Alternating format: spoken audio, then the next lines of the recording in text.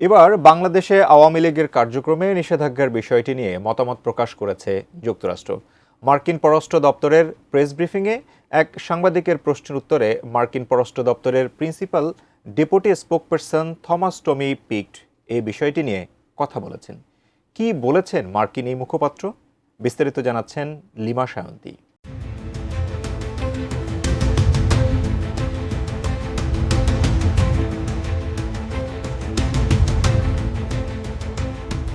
সম্প্রতি আওয়ামী লীগের কার্যক্রমের উপর নিষেধাজ্ঞা আরোপ করেছে বাংলাদেশের অন্তর্বর্তীকালীন সরকার। বিচার শেষ না হওয়া পর্যন্ত আওয়ামী লীগ এবং এর সব অঙ্গ সংগঠন, সহযোগী সংগঠন ও ভ্রাতৃপ্রতিম সংগঠনের যাবতীয় কার্যক্রম নিষিদ্ধ করে প্রজ্ঞাপনও জারি করেছে সরকার। আর এই প্রসঙ্গটি মার্কিন পররাষ্ট্র দপ্তরের প্রেস ব্রিফিংয়ে উঠে এসেছে। এক সাংবাদিকের প্রশ্নের জবাবে যুক্তরাষ্ট্র বলেছে, তারা বাংলাদেশের কোনো নির্দিষ্ট রাজনৈতিক দলকে সমর্থন করেন না। একই সঙ্গে বাংলাদেশে মুক্ত ও গণতান্ত্রিক প্রক্রিয়া এবং সবার জন্য ন্যায়সঙ্গত ও স্বচ্ছ বিচার প্রক্রিয়াকে যুক্তরাষ্ট্র সমর্থন করে বলেও জানানো হয়েছে। 13 মে মার্কিন পররাষ্ট্র দপ্তরের নিয়মিত প্রেস ব্রিফিংয়ে দপ্তরের principal deputy spokesperson Thomas Tommy Picot একথা জানান।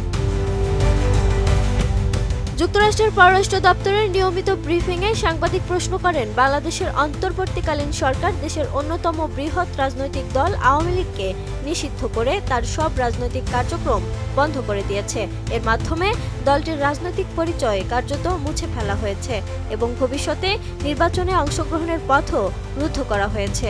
তিনি উল্লেখ করেন, আগের এক ব্রিফিংয়ে মার্কিন পররাষ্ট্র দপ্তরের মুখপাত্র ট্যামি বাংলাদেশের সমন্বিত ও অংশগ্রহণমূলক নির্বাচনের গুরুত্ব তুলে ধরেছিলেন।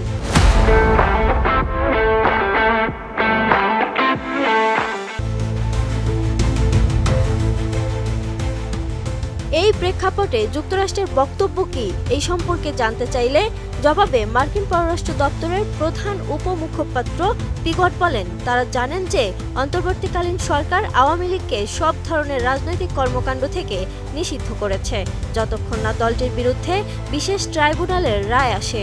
তিনি বলেন, বাংলাদেশের কোনো নির্দিষ্ট রাজনৈতিক দলকে তারা সমর্থন করেন না।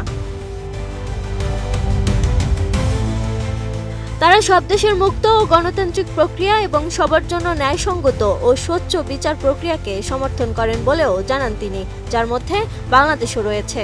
সর্বশেষ মত প্রকাশ, শান্তিপূর্ণ সমাবেশ ও সংগঠন করার স্বাধীনতা যেন সবার জন্য রক্ষা করা হয়, সেটার প্রতি আহ্বান জানান মার্কিন পররাষ্ট্র দপ্তরের প্রধান এই উপমুখপাত্র। Lima Sayanti, desk report, ATN news.